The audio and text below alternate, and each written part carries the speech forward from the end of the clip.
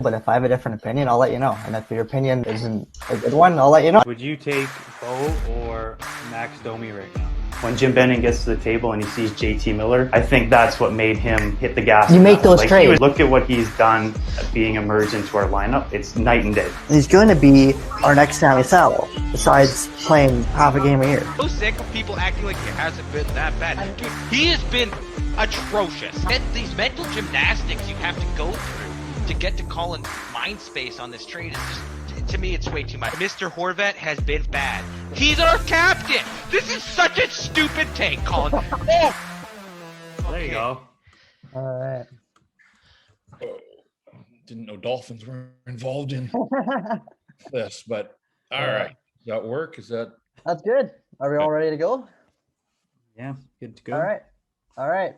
So, how's it going, guys? The Hockey Hour is back with yet another awesome episode, as usual. Today, we're joined by a special guest, and that is Canucks insider Jeff Paterson, host of the VANcast podcast, as well as a contributor to the Athletic Vancouver. Thanks for joining us tonight, Jeff. Really appreciate it. Yeah, thanks for inviting me. No problem. I just wanted to say, I know we've reiterated this story on past podcasts, but for the amount of time we've been at this, we've only been doing it for 3 months, and the amount of feedback we've gotten from people in the media about doing collaborations has been really cool. So I want to extend that to you. Thank you very much for taking the time to do that. Yeah, I mean, look, I enjoy doing our own podcast, but I know lots of people are doing their own thing. And so it's been kind of fun to take up the offer when it's extended. And I've done enough of these. So it's always kind of cool to see how people approach it and the angles that they take and the storylines that they think are important and relevant. So let's get her going. Totally. All right. So before we jump into the topics here, Mr. Benning did a press conference today for the first time in about 15 years is what it feels like. And just want to know your general thoughts because, for me, like what I take from it is one, excuses, and two, it seems like every time he does a press conference, his words don't match his actions. And like, what do you take from this basically is what I'm asking. Yeah, I didn't think this was a particularly good day for Jim Benning or for the organization in general. We know that there are issues. We all know that. We also know that 10 wins in 27 games cannot be acceptable. And for him to launch into the long laundry list of reasons why, there wasn't much accountability on his part. They seemed like a lot of excuses. Yeah. The schedule, lack of practice time, new faces. Change is constant in pro sports, and lots of teams have many new faces and had to deal with the same training camp, and they're all dealing with COVID right now. Mm-hmm. And there are a lot of teams that are better than the Vancouver Canucks. So I would have liked him to step up and say, yeah, this has not gone the way that we had anticipated. I'll take some of that, and instead it felt like 35 minutes of spin to a savvy market. Like the fans here are passionate. I think people know that, and they're sophisticated. They watch these games. And in fact, with COVID, I know nobody's going to the games, but I would imagine the TV ratings are probably through the roof, that more people than ever, they're at home. They got nothing to do. They look forward to the games. And I'm not sure that the games are really worth looking forward to these days, but still building them into, the schedule of your day. And look, it's been a mess. It has, for the reasons that we all know. And I would have liked to have seen some acknowledgement there. Yeah. And, 7 years in, they've only qualified for the playoffs once on his watch. They were invited to the playoffs last year, right? And then they won the play-in round. And so, yes, they ended up in the playoffs, but in terms of earning their way into the playoffs, it happened once in 2014-15. And last year they expanded the playing field for 24 teams, and the Canucks were included in that. So, when COVID struck originally, there was no guarantee the Canucks were a playoff team. They were sliding the wrong way. They had flushed a 9-point lead on the playoff pack, I think on February the 1st. And then by March the 12th, when the season was put on hold, they were right there on the bubble, essentially. So to suggest last year that they were this playoff team because of the way they played, no. Playoffs, the parameters were expanded, the field of teams was blown out to 24, and they were included in that. And then once they got in, they did well, but I've long maintained that the playoffs last year were a bit of a mirage. It was uncharted territory. It was a bubble. It was no fans in the building. It was neutral site. It was just 3 opponents. It was new to all these teams, and the Canucks capitalized. And look, I still think they were better than Minnesota. The fact that they beat Minnesota, like, they should have beaten Minnesota. They were the 7 seed. Minnie was the 10. So that was not a great accomplishment, but they got it done. Then they knocked off the defending Stanley Cup champs. And again, They could have been checked out for all we know, right? I think they were. If ever you wanted to match up against the defending Stanley Cup champs, it was in a pandemic bubble where they had been on hold for 3 or 4 months. Jordan Binnington didn't win a game in Edmonton last summer. Yeah. He was terrible. He lost his job. Now, again, this is all good experience for Paterson and Hughes, and Horvat had a nice playoff run. But, the Blues didn't have Tarasenko. I didn't think that Pietrangelo or Parayko played particularly well. Talk about a defending champ that was ripe for the picking. It was the St. Louis Blues. And then we saw what happened. I mean, Vegas outplayed the Canucks badly, but Demko got on an absolute roll there when he replaced Markstrom. And that was a great sign. And, Demko's kind of found his groove again here. But really, when I look back at the totality of the playoff bubble, 3 opponents, neutral site, completely unique experience.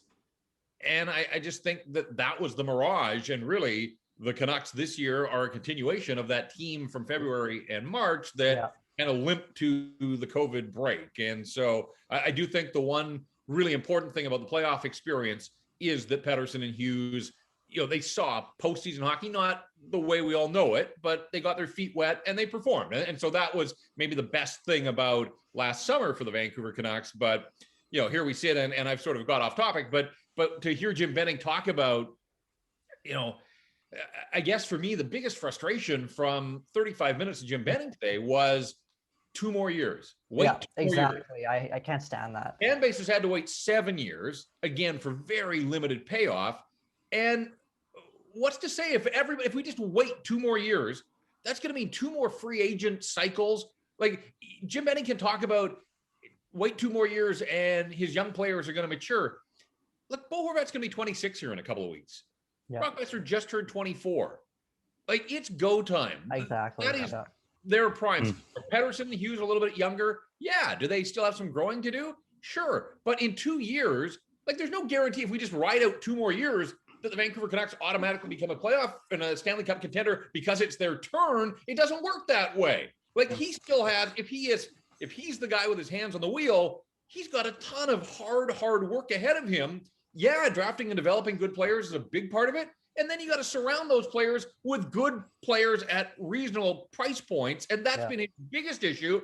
And so if I'm a fan and I hear him say, I need 2 more years, that's 2 more trips into free agency. What's he going to do after all of the signings and the mismanagement?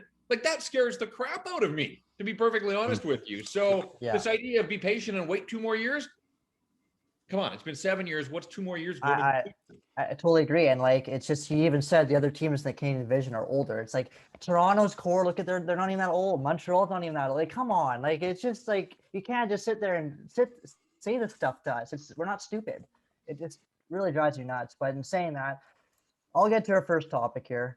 Actually, can I step in there quick? Yeah. I want to say something, because I'm gonna stand up here a little bit, not standing up for Benning, really. I don't think he's very good at doing press conferences. I'll give him that. And at the end of the day, I don't know if that's his forte, whatever.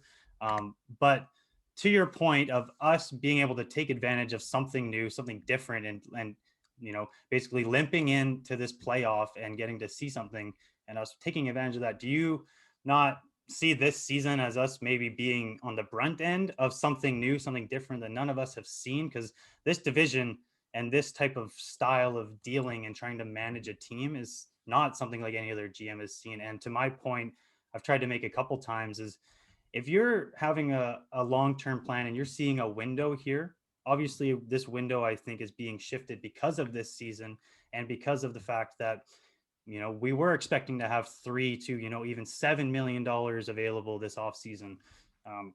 That could have changed a whole lot of things in the grand scheme of where the direction of this team is going. That's where I just say, I understand hearing 2 more years, and that's kind of a pain in the ass, but my interpretation as somebody who is not that great at giving these press conferences is we've been given a buffer here because of these uncertain circumstances. And you've got to understand that maybe these 2 years are our window, not saying that we need to wait 2 more years till we're there, but these next 2 years coming up are our window, not what could happen right now exactly. I don't know. It's my take. Right. But so Jim Benning has $6 or $7 extra million to spend. Are you confident that he's going to spend it wisely? I'm saying if we had that 6 or 7 million, we could have a Toffoli in our top 6 lineup. That completely alters, I would say, 3 to 4 of the games this year, as well as what our offense Every is other looking team deals like. with this, so. There was no guarantee that Toffoli, just because they had extra money. I mean, we don't know. I mean, he showed interest. He wanted to come back, and we just weren't able to do it. Until guys are signed and contracts, like pen and put to paper, there's no guarantee. Like if Montreal had more money, maybe they offer him more money, right? Like it's a flat cap world, and every team's dealing from the same position as far as the amount of money that they get to spend. And it's bad contracts from years gone by that are catching up to Jim Benning. And there's just there's no way around that. And I would have loved to have seen some sort of acknowledgement. You know, he was asked point blank about the Louis Eriksson contract and is the regret there. I like that. Said, every team has bad contracts, and you know, it was almost like, big deal. You know, no, it's a massive deal because it's still on the books next year unless they can get out from under that. And my concern is, you know, they've wasted now this final year of Hughes and Peterson's entry-level deals, right? Like that should have been an absolute weapon for the Vancouver Canucks. Instead, they're going to get these massive raises. Looks like Demko's going to be in line for a pretty good raise. And so even though contracts come off the books, those 3 guys are going to eat up a lot of the money that the Canucks have to play with because Beagle's still on the books next year. Roussel is still on the books next year. There's another year of Louis Eriksson. And I think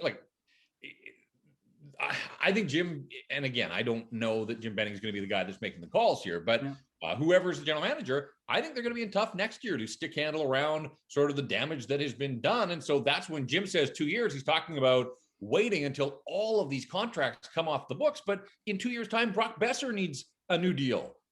And the year after that, it's Horvat and Miller. Like, is JT Miller going to resign with the Vancouver Canucks if they continue to scuffle around here? And, you know, there's questions about whether he wants to be here right now as it is. And, you know, no ties to Vancouver or Canada for that matter. Like, I think Miller could be a tough one to re-sign when he becomes an unrestricted free agent, but that's way down the road. You know, so again, I just thought there was a lack of accountability. He was known for weeks. Like, people have been requesting Jim Benning. He's the general manager of a Canadian hockey team who hadn't met the media since the first day of training camp. And yeah, this is a pandemic and it's new to everybody, but it's across the board. Like Montreal and Toronto and Winnipeg, they're all dealing with the pandemic as well. They're just dealing with it better than the Vancouver Canucks are. And, you know, when you talk about this being a different year, like to hear Jim say he had a plan and then he found out that it was going to be a Canadian division. Like, was he suggesting that he had planned on beating up the Los Angeles Kings and the Anaheim Ducks and the San Jose Sharks? Like, that was his plan, that was the path that the Canucks were going to use to what? Like, you know, in the old Pacific division, you still had to be top 3 or be a wild card team. So even if you beat up on those California teams, Calgary and Edmonton and Vegas and, you know, Arizona right there with the Canucks last year when COVID hit. So I didn't fully grasp this notion that, because they're in the Canadian division, all of a sudden his life was so much different. He's the general manager of a hockey team. He's an architect. His job is to put the best product on the ice under the salary cap, regardless who the opponent is. Like, that shouldn't really matter. And you look around the Canadian division. I agree. Montreal's scuffling along now, fired a coach. Calgary fired a coach. You know, the Oilers have their issues. Winnipeg, it's hard to know exactly what Winnipeg is. And we all know that Ottawa, like the Canucks were lucky they saw Ottawa when they did. Ottawa wasn't even an NHL team early on. 3 of their 10 wins are against the Ottawa Senators. When they see the Sens the next time, like, Ottawa's playing way better now. There's no guarantee that the Canucks are going to win. You know, what do they have, 6 games left with Ottawa? Like, I don't know. Are they going to split those?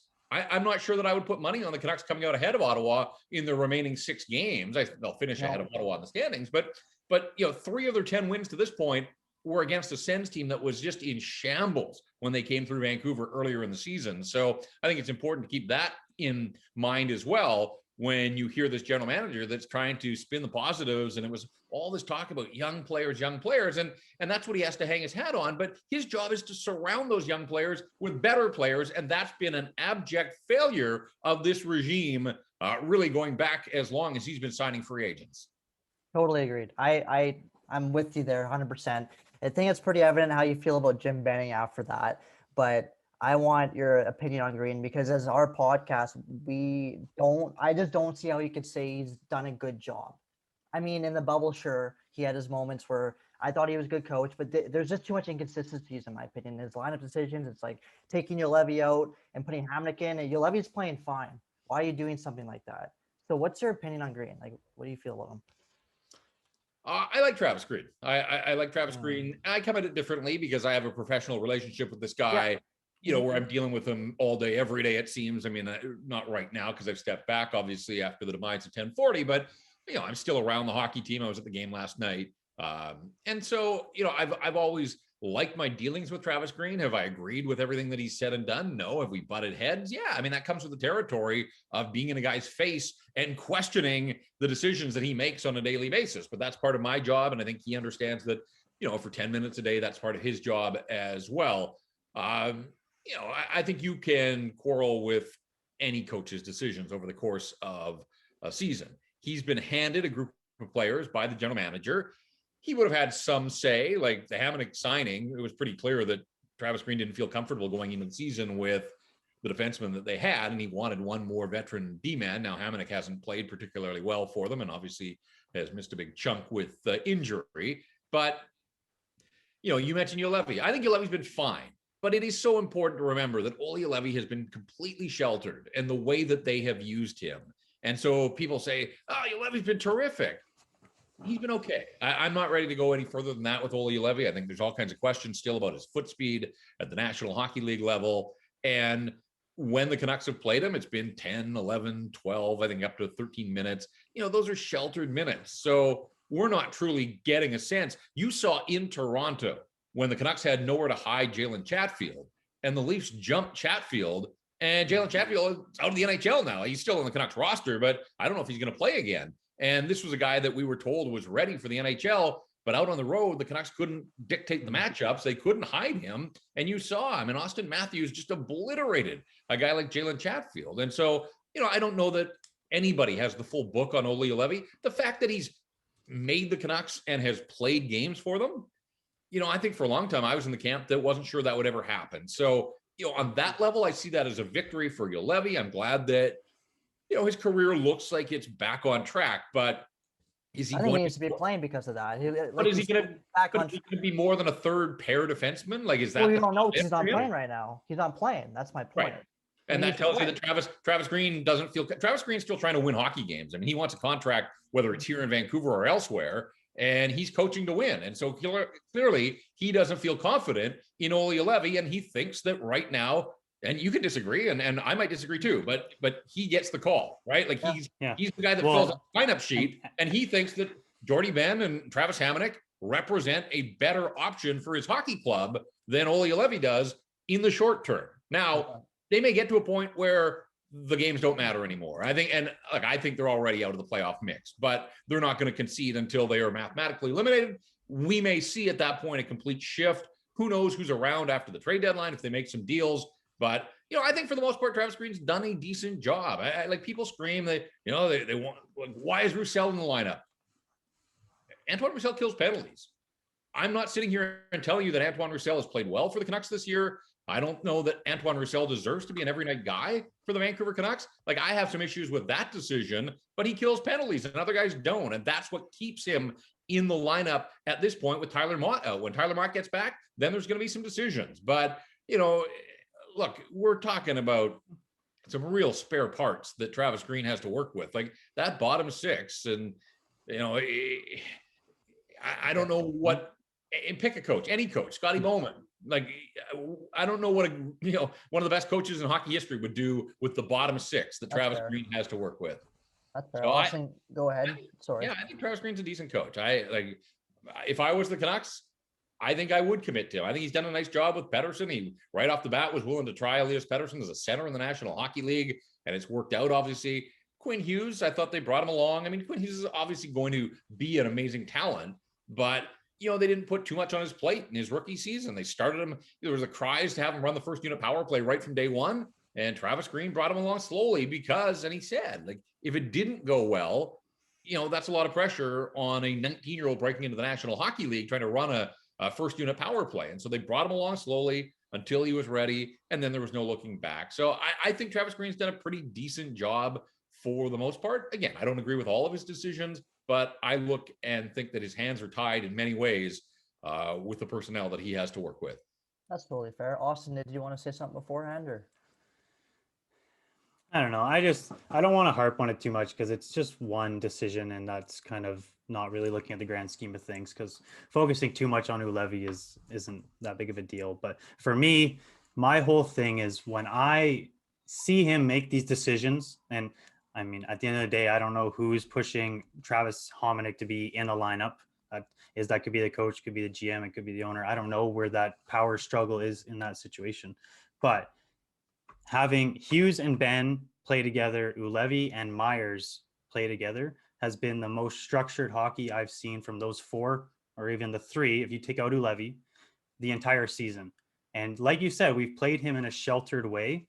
But in that sense, he's been able to let these guys have some freedom, like Tyler Myers, I would love to have Tyler Myers play in a sheltered way and just go back to the basics of hockey sometimes, because he puts himself out there. But putting him with Joulevi gives him that freedom. And same with Hughes and Ben. Honestly, watching Hamonic and Hughes play together is very hard to watch.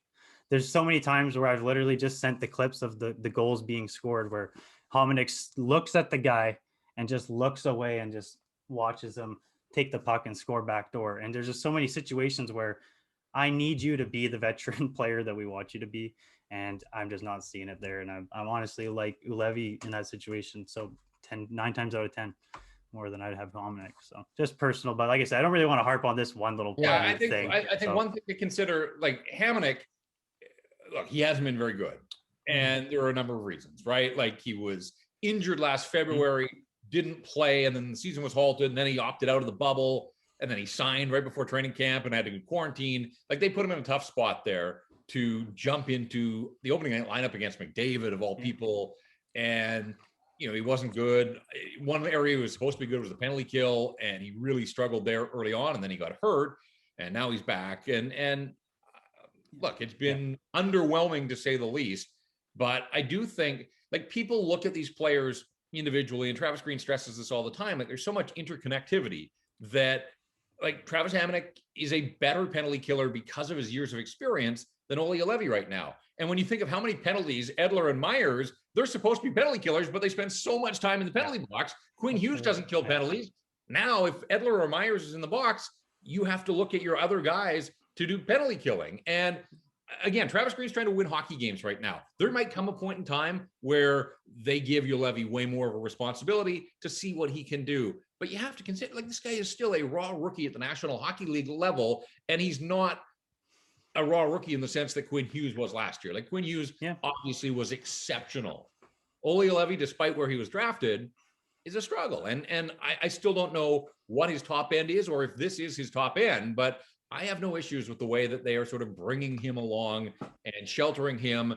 But to your point, I get the frustration because the guys that they're using, Hamonic, Myers on a lot of nights, Ben, they've had their struggles as well. Edler has all kinds of problems with the foot speed of the National Hockey League. And that's why he's among the league leaders in penalties taken, because he can't keep up. But they're not going to take Alex Edler out of the lineup, even though, it might be prudent on some nights with a compressed schedule to sit him down. But until I see them go down that road, that's just not something that they seem to want to consider.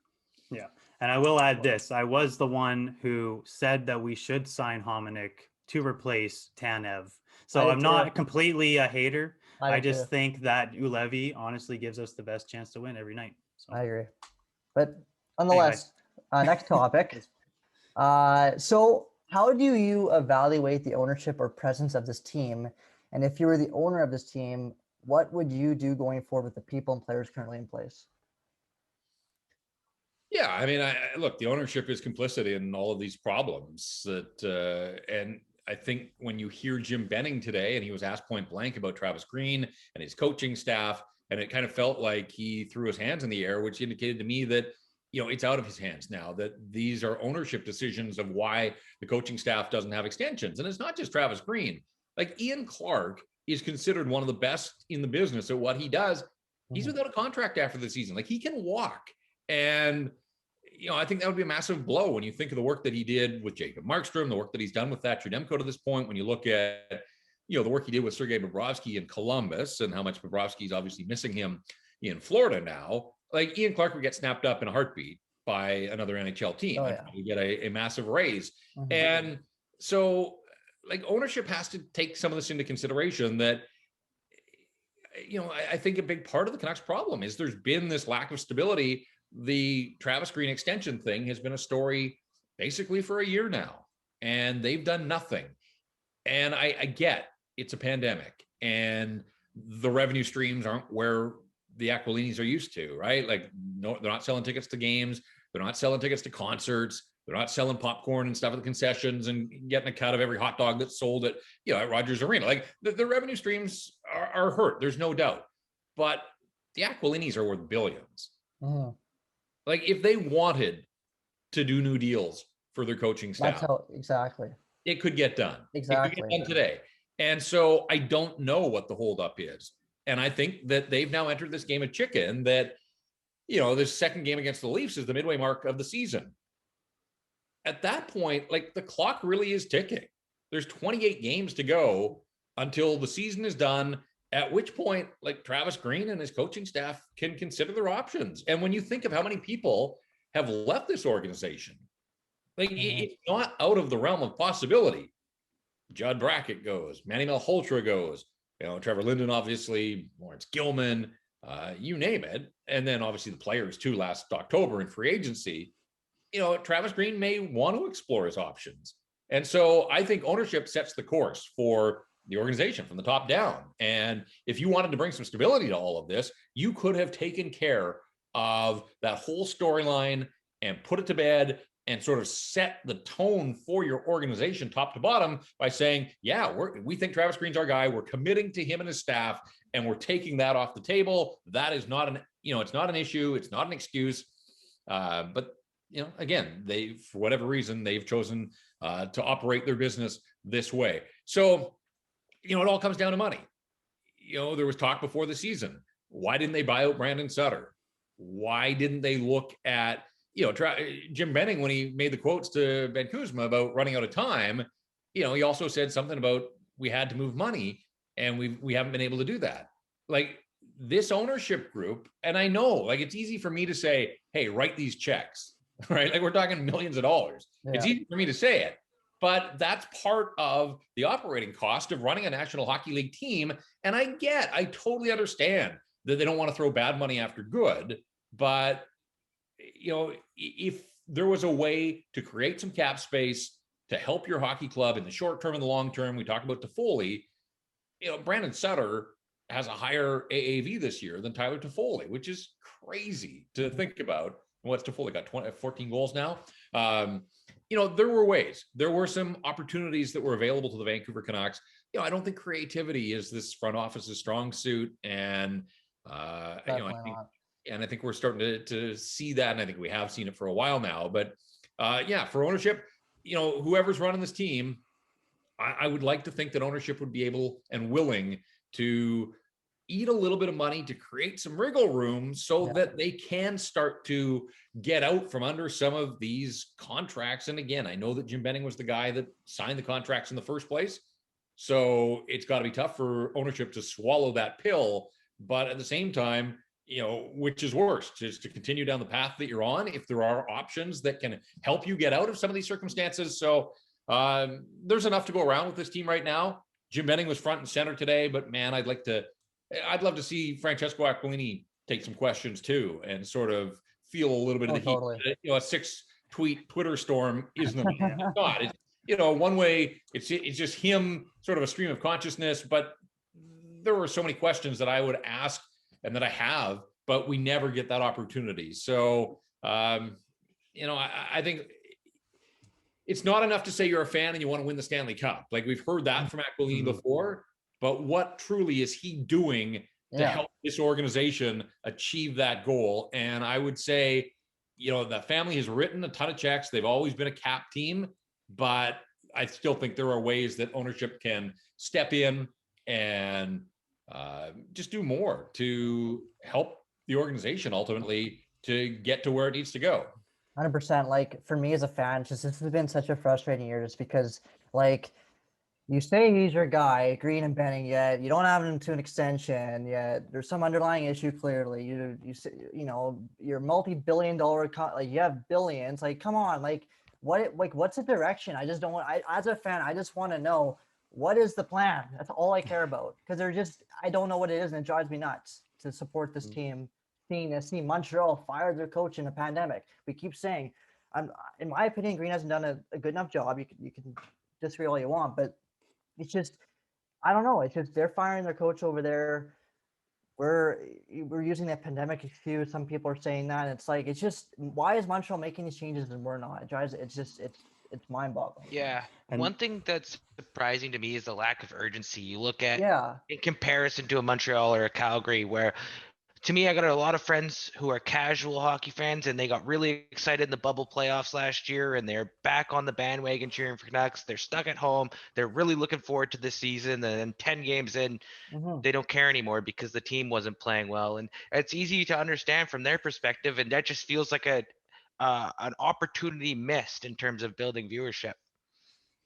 Yeah, and that's where I go back to the fact that even though they're not selling tickets, I think there are so many eyeballs on this organization right now, and there's going to come a point in time where they do have to sell tickets, and it's going to be difficult. Like, they are doing damage to the brand right now. There's no doubt. And days like today, you could just feel that in social media, that like the frustration is palpable, and people want answers and they didn't get answers. And I hear you say, like, I want to know the plan.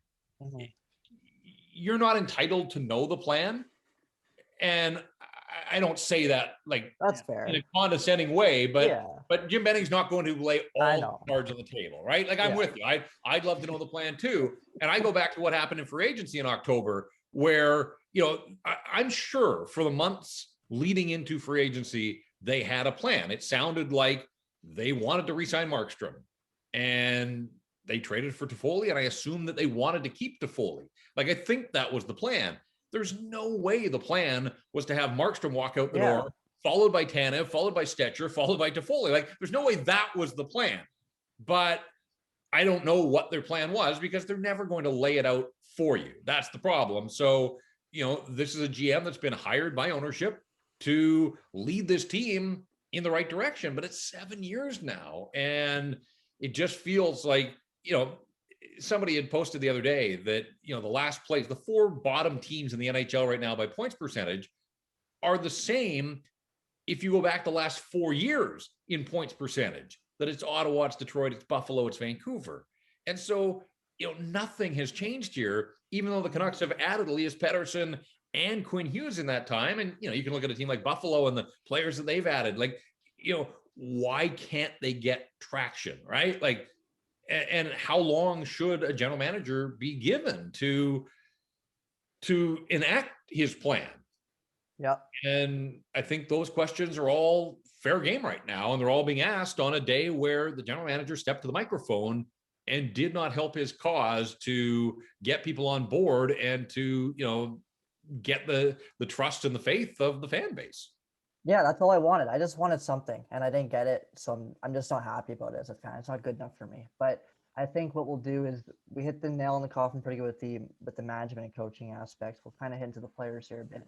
From Bo Horvat this year, in a team that's struggling, like, I'm not in the locker room. I don't know what he's doing in there. He was named captain for a reason. I love Horvat. I think he's a great leader, but his on ice, I just don't know if I'm seeing it this year. I expect more.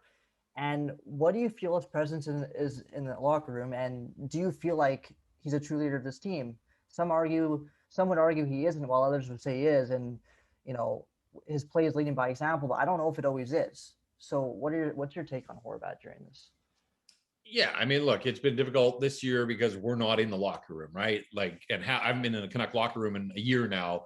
because of COVID. So it's totally different when we're talking to these guys by Zoom a couple of times a week to truly, like, when you're able to get in the room, you can talk to players one-on-one, you can observe sort of the dynamic in a locker room. I'm not in there, obviously, in the minutes leading up to game time for any speeches and those types of things. But look, I think Bo Horvat's pretty highly respected in that room and around the league. He's an honest, straight up, guy, shows up and plays. I agree with you. I don't think he's had a particularly good season. He got off to a nice start. First guy in the NHL to 5 goals this year, but it took him until last night to get his 10th goal. So he had 5 goals in the first, I think, 6 games, and it's taken him 20 games to get the next 5. And beyond that, he's a centerman in the National Hockey League. He has 1 assist in his last 16 games. So, consistency. Well, just part of a center's job is to be a puck distributor, a playmaker, and to help your wingers. So, you look at Höglander, the effort's there, but Höglander had gone the month of February without scoring. I'm not sure that that's on him as much as it is, he's a 20-year-old finding his way in the NHL. He needs some help from the guys that he's playing with. And so, look, that line still draws tough matchups. And you saw Horvat played against Matthews and Marner, and they ended up coming out on top in that matchup last night. And if that happened more often, maybe the Canucks would have a few more wins. But I think it has been a challenging year. I think in part of that 2-9-2 run in February, Bo Horvat's play really dropped off, and he was just too quiet. And I think it's fine to have expectations on guys that are capable of more. Yep. I don't have huge expectations on Antoine Roussel at this stage of his career, but I've got expectations on Bo Horvat because you saw it in the bubble. He had 10 goals in the playoffs. He was great. There were nights where he was absolutely the leader. So I think he's highly respected. I don't think that he is, necessarily the most vocal guy. He talks about that too, wants to lead by example, but I think he's pretty damn respected in that Canuck locker room. And so, he was around, watched the Twins, sort of apprenticed under them a little bit. And I think it was the right call to be the captain for the Canucks. But whether it's because he has a C or because he's a top 6 player on this hockey club, whatever, no matter how you come at it, I think it's fair to have higher expectations on Bo Horvat. And look, if you're a one-line team, and really for the last 15 games, it's been lotto line or nothing, you're not going to get very far in the NHL. Most teams have 1 good line. Lots of teams have 2. When we see some separation, it's those teams that are 3 lines and 4 lines deep. The Canucks aren't that, but they want to believe that they've got 2 decent scoring lines. And I just think Horvat and Pearson as a duo have been awfully quiet for the last 15 or 20 games almost. And whether it's Jake or whether it's been Höglander, I don't want to say they're the spare part, but I look at Horvat and Pearson. They're the veterans. They're guys that have proven that they can get it done in the National Hockey League. And it really hasn't happened for them since the first couple of weeks of the season. So they need more. They need more from a lot of guys, but I would put Bo Horvat right up there near the top of the list of players that I expect more from because I know he's capable of delivering more. Yeah, I love him as a captain. I really do. In the bubble, he was awesome. Like, he rose his game. It's just when the team's really struggling, that's when I expect him to come out and shine. I just expect more. That's all I can say about that. One thing you go, Austin. Go ahead. I was just going to say, one thing I had really questioned about, with us having to jumble up our top 6 a little bit, having seen this frustration, the lotto line wasn't doing exactly what they're doing. So we're trying different things. For some reason, we're locked in at Bo Horvat being our second line center. My biggest question, I know you might not exactly have the answer, but what your take is on this is, why have we not tried to put JT Miller back at that center role where he excelled, led us to, we had 4 guys in the top 12 in faceoffs last year because of the system we had in place, although, maybe not a full-time centerman there, but he showed that role. And I was just, I don't know why we're stuck with having Bo, seeing him play inconsistent in and out, and we never seem to shuffle him over and try that aspect. I don't know what you're thinking. Well, I think Miller took faceoffs. He was the winger on Paterson's line, but he took all the faceoffs. So, the positions are what they are, but once you get into the offensive zone, it doesn't really matter if you're able to center or a winger. I think in some ways at the NHL level, a lot of the positional stuff is more on the defensive end. Once they get into the offensive end, it's a bit more freestyling and freewheeling that way. But I agree that I think Travis Green at times has been too set in his ways with those duos, but it's hard to argue. Look at what Paterson and Miller did together last year in the regular season and into the playoffs as well. And it's been a weird, funky year for JT Miller, and we can talk more about that. But I just think they like that duo of Paterson and Miller. Obviously, they had Bertanen, they had Toffoli, they had Besser. They tried different guys on the right side there last year, and then Horvat and Pearson. And so Travis Green has shown that he's been a guy that, believes in his duos. He still, I think, thinks pretty highly of Horvat and Pearson in the defensive role, right? Like that is still in his eyes a matchup. And that's part of why Bo isn't scoring. But still, like we saw in the playoffs, that Bo was able to rise above those matchups. But I'd be all for a little bit more mix and match when things aren't going. But we're starting to see, I know he didn't play last night, but like Elias Pettersson has found his game, right? Like he had a tough start to the season. First 10 games, really, like that was a surprise, I think, to everybody, was just how sluggish Elias Pettersson was. But really in the last, 15 games, his game has been a lot closer to where he's been in his first 2 years in the National Hockey League. And even though JT Miller, again, there's been lots of the sort of the noise around him, the points have been there for him. And I think that just speaks to the skill level that he's got. But there are two ends to the ice. And the Canucks' biggest advantage last year was that lotto line. When they were going, like they were demolishing opponents. And this year they've spent way too much time defending, getting scored on too many times. Like that should be their biggest advantage, that they should be outscoring opponents, by a 2-1 margin, sort of at even strength, as they did on a lot of nights last year. And that just hasn't happened this year. And so, again, I think some of it is that Travis Green doesn't have many options. So he sort of sticks with the guys that he's got in his top six. And, what you see is what you get. Because, look, if we're talking about, move JT Miller, like you want Miller on the second line center, and then, like, who does he play with? And what do you do with Bo? Are you shifting him to the wing, or do you drop Bo down to, like, a third line center position? No, I'd say you would shift those two exactly. Put him on the left side wing, and you could either play him with the lotto line or try him with Miller and see if they find something. But like you said, keeping those two together, But again, it comes back to they need better players. They just need a whole lot more. Like, no, I know exactly. Take JT Miller with Pettersson. You're like, is Tanner Pearson now your top line? I know that's the issue, and it's all these sort of moving the parts around. But all of a sudden, before you know it, Antoine Roussel's getting promoted into the top six, or Zach McEwen, who can't get into the lineup on a lot of nights, and so it just, again, it comes back to this team just simply isn't good enough as constructed. They need more, a whole lot more. Podkolzin will help certainly, but they need more than that. So.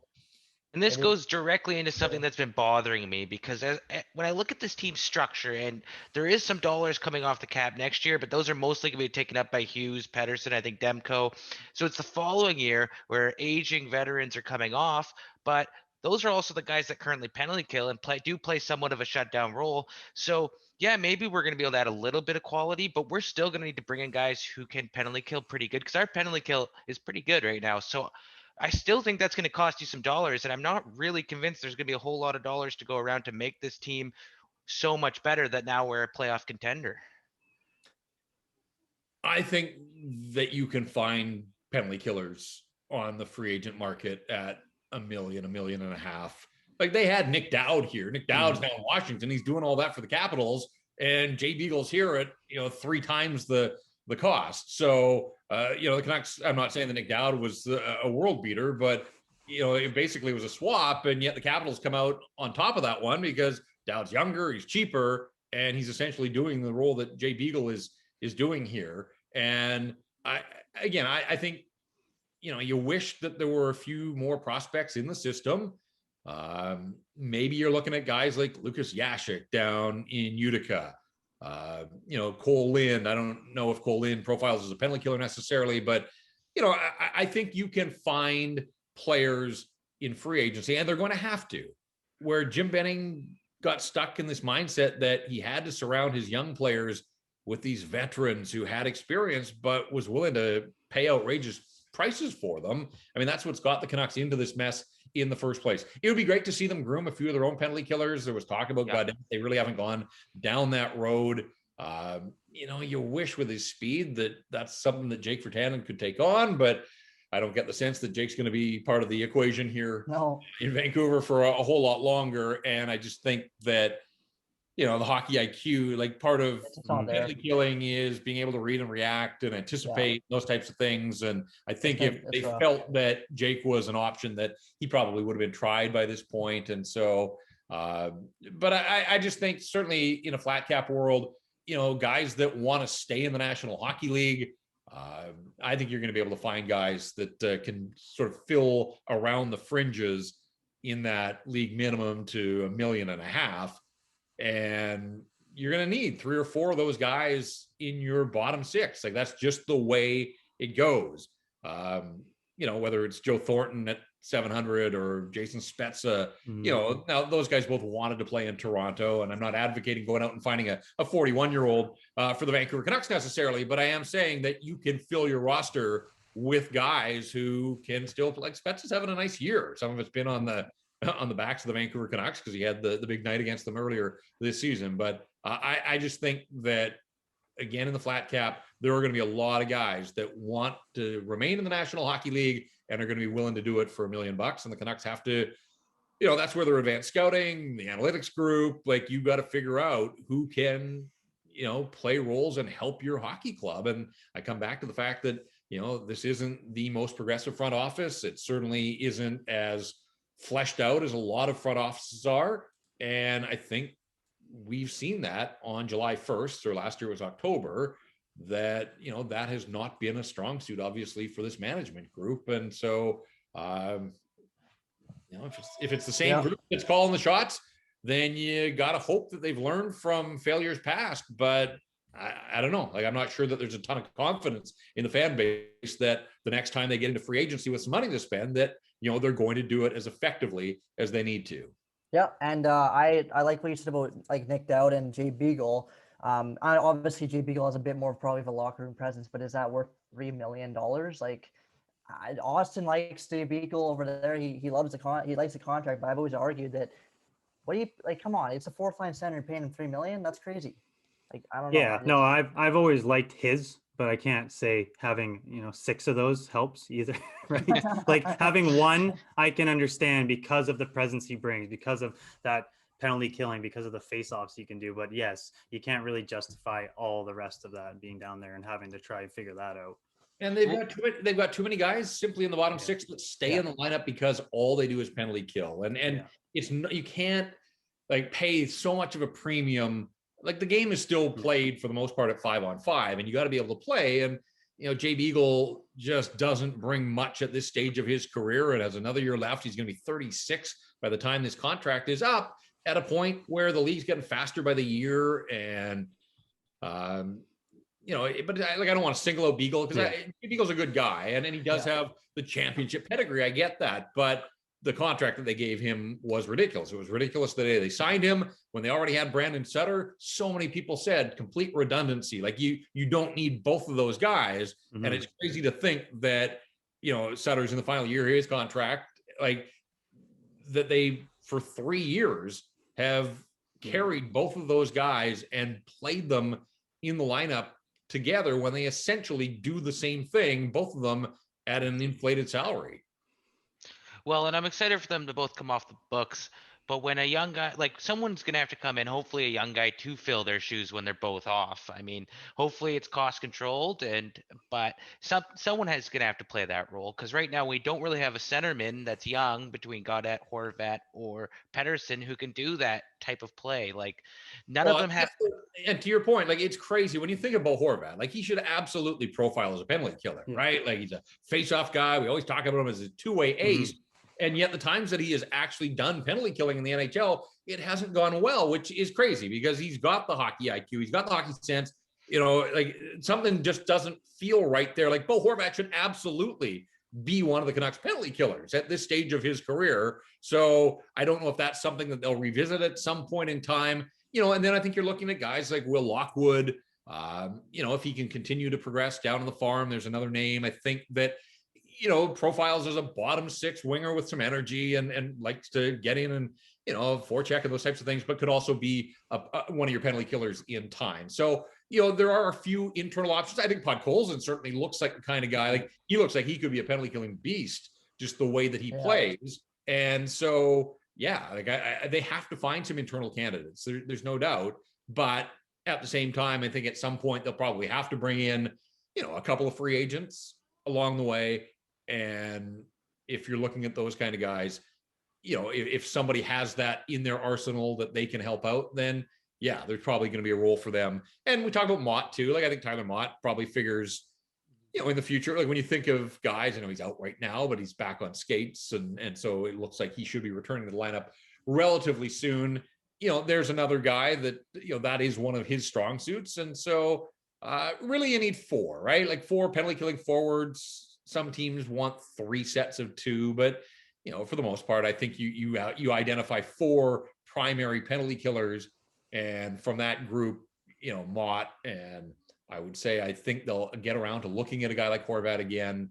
I think Podkolzin, and that'll be part of what he does. And then who knows how they round it out. But absolutely, like, those contracts are coming off the books in the next couple of years. They're not going to re-sign those guys. So that is an area that the Canucks are going to have to address. And I do, look, if the final 20 games of the season don't mean an awful lot, like that seems to me like the kind of time to audition Gaudette. Like give some of these guys an opportunity to get some on-the-job training when ultimately the results aren't going to matter that much.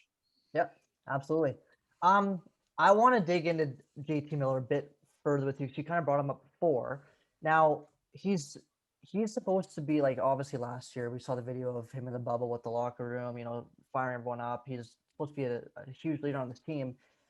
And when you're swearing on the ice, it's fine. Who cares? It's the NHL.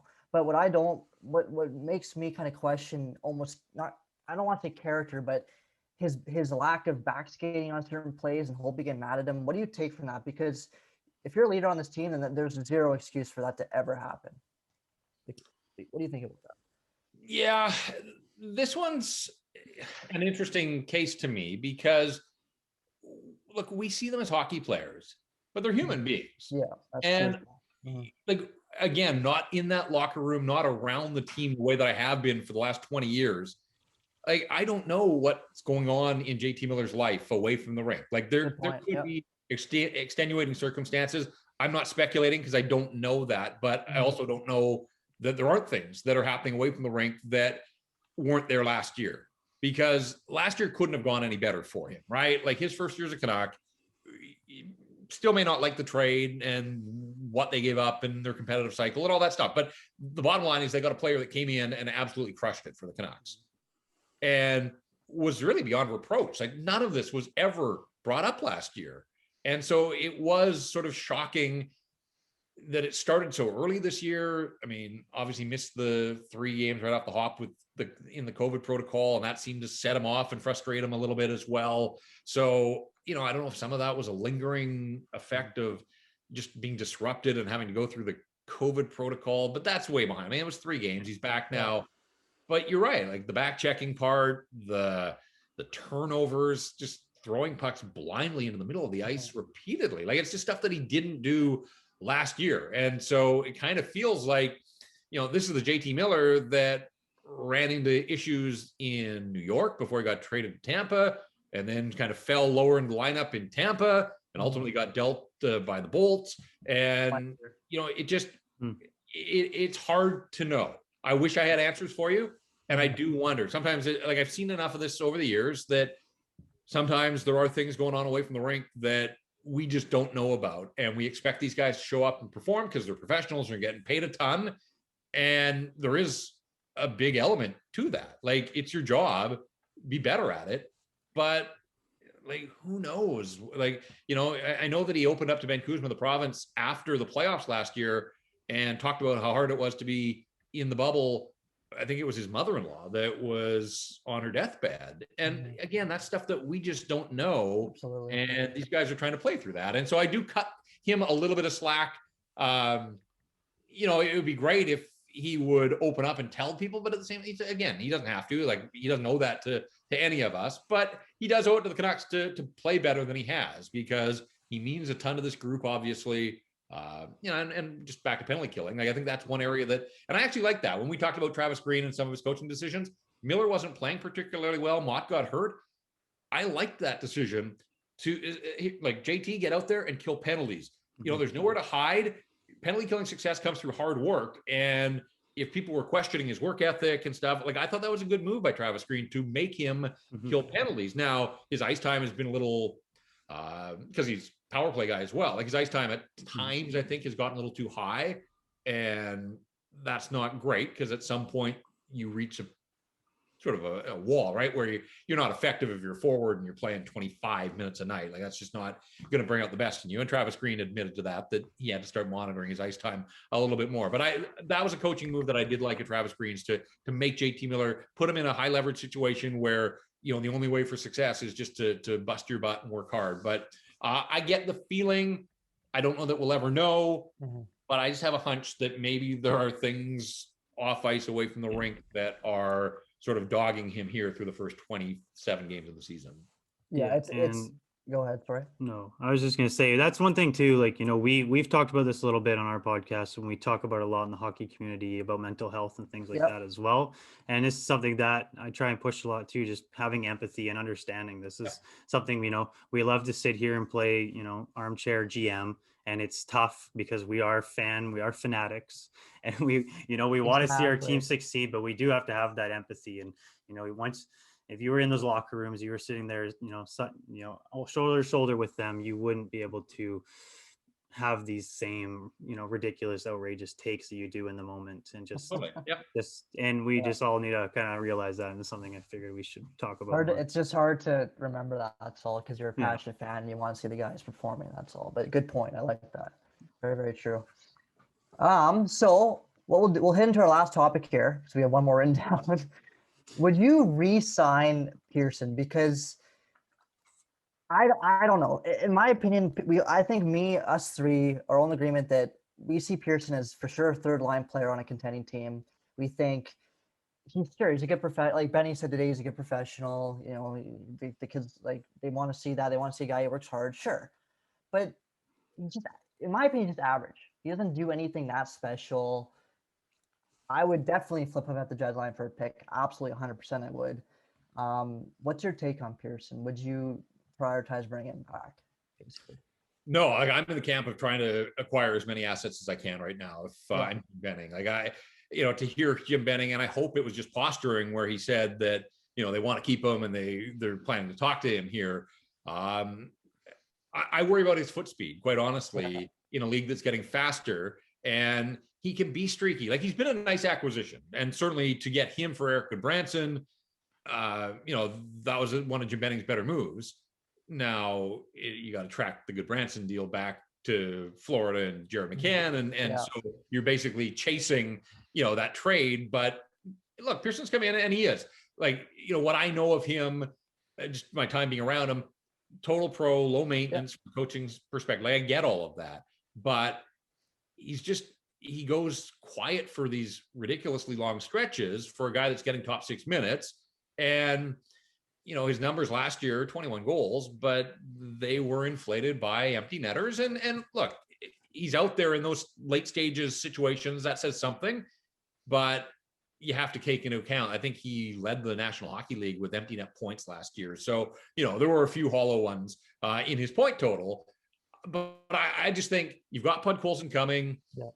You know, if you can get something for Tanner Pearson, and it's like, if it's a draft pick, you either use the draft pick, but maybe you are able to package that draft pick to look at another deal. Like, you know, Seattle expansion's coming, and I think there are going to be some teams that are over a barrel that aren't going to want to lose players for nothing. And that's where Jim Benning has to be prepared to pounce. And if he can acquire more assets at the trade deadline, whether it's Pearson or Sutter, or if he could get something for Jordy Ban, or if they could talk Alex Edler, you know, then you have to, again, nothing happens in isolation.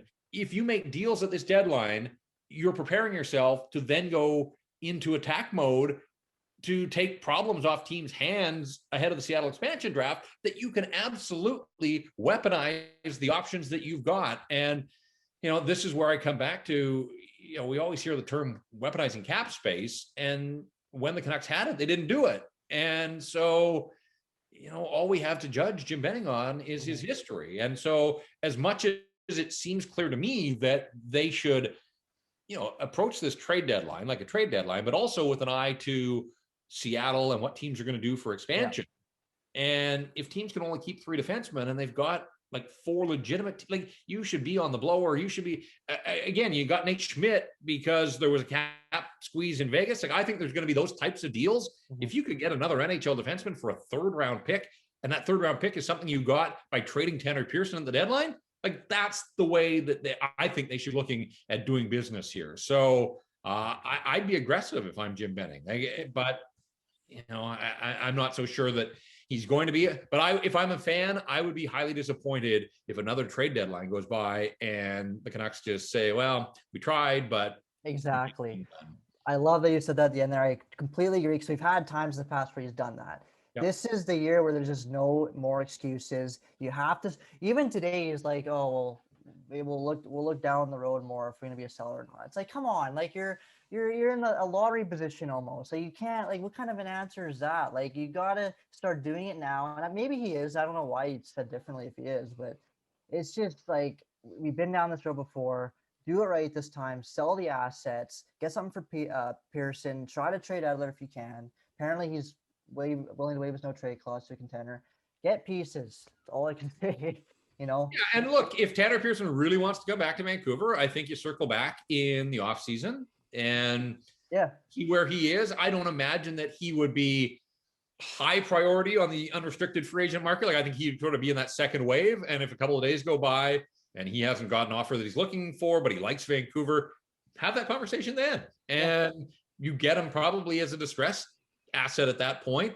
But I would worry if you're going to re-sign Tanner Pearson that he and his camp are going to look at what Tyler Toffoli got as an unrestricted free agent, and they're going to want to bump on the salary he's getting right now. And I just, I come back to foot speed with him. I just think this league's getting so quick, and I think that's my biggest concern. If he can't keep up, like he doesn't have an A+ level shot. He's willing to get to the front of the net and he scores some greasy goals that way, but he's not a power play ace necessarily. He's a responsible, he's a good solid pro, but I would not be paying any sort of premium for that kind of player. No, I wouldn't go over $4 million, not even close. I wouldn't even do, I would maybe do 3.8, not over that, or else walk. Seriously. Not even that. I don't honestly. I'm saying theoretically, like 3.5, something like that. But I think he's $3.5 million player, I'd say. But. Well, Jeff, you survived the hockey hour with Colin. I had one more question. Here. Oh, not quite. One more question. One more question. From a scale of 1 to 10, how close? What would you give this team out of 10 on being a contender? Like a 5 or 6? Like where are we right now? Yeah.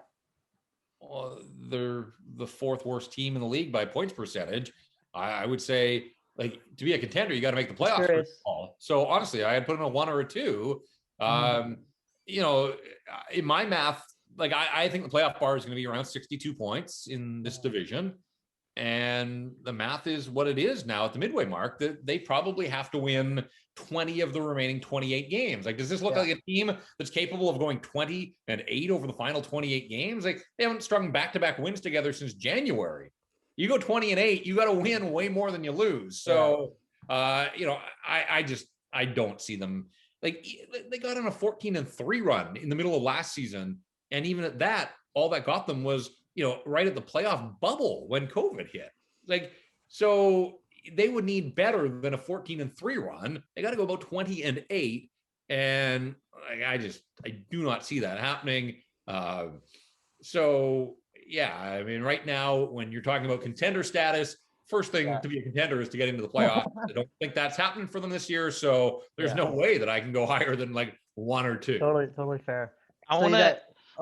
Okay, you go finish your thought. No, I was gonna say you survived the hockey hour with Colin Pika, but you got to go again still. I just want to take this opportunity to embarrass Colin. We've had a few media members be nice enough to join us, but for a few weeks now, he said if we can get Jeff Paterson, that would be a huge deal. So he was pretty excited. So thanks for coming on and joining us. Thank you very much. I've been following you on Twitter for a while. I love your I do, seriously. I like your takes. You do a good job over there. Seriously, keep it up. Well, I want to. I hope we can, but I'm a free agent right now, so I'm not quite sure. I'm plotting my world domination, but I haven't exactly figured out how that's going to go. So hoping to find an opportunity. Love what I do, and I join us if you want full time. Get a spot. Yeah, we can talk some numbers and see if we can make it fly. It's an uncertain time, obviously, in the Vancouver market, but I do hope that there's still an opportunity to do. I mean, Drance and I will continue to push out the VANcast, but I need to round out my workload because the full-time gig has disappeared. So we'll see. We'll see what happens, but want to remain confident that we'll get a chance to continue to do this. I mean, I want nothing more than to cover this hockey club when they're good, when they get into the playoffs, when they can get on a long playoff run. Was there in 2011, and to see this city light up the way that it does. I mean, this city so badly wants to support a winning hockey club, and they just haven't had that chance for so long. And you got a taste of it last year in the summer bubble, and even at that, I mean, that was 2 rounds, or I mean, I guess with the play, and it was 3, but you know, didn't even get out of the second round, and there was full buy-in in this market. So I want to relive that. I want those days to return. And that's why it's so important that, you know, every dollar they spend and every move that they make between now and the deadline and expansion and into the summer, like it matters. It all matters. One more thing I'll say, sorry to cut you off, is I love that you brought that up, because in the 2011 finals, when we were off to the final, like we scored that goal against San Jose, I was listening to the Canucks post-game show with you and I think Blake Price or something, and all I could hear in the streets was the horns honking, going crazy, and it's just like I went to bed that night. I'm going, this is awesome. Like I just wanted to relive that as a fan, basically. Like it was just really cool to go through that. Well, now you're trying to steal my job. You guys, so it was fun. I enjoyed it. Well, you mentioned the VANcast. Make sure to plug the rest of your socials and everything else you're doing. Yeah. For our 60 viewers. A few ways to find me. I'm pretty active on Twitter, as you guys know. And if people aren't following me, at Paterson Jeff. Paterson has 1 T and Jeff with a J. And Instagram had to change the handle, but it's now at JPat Vancouver. So got the IG going as well. But the VANcast, 3 times a week, we're bumping it up. And again, the demand seems to be there. And my goodness, what a day to be, as you guys are doing now. But what a day to record a podcast, because there haven't been many days like this one with that much material to digest and chew on. Good timing. Yeah, exactly.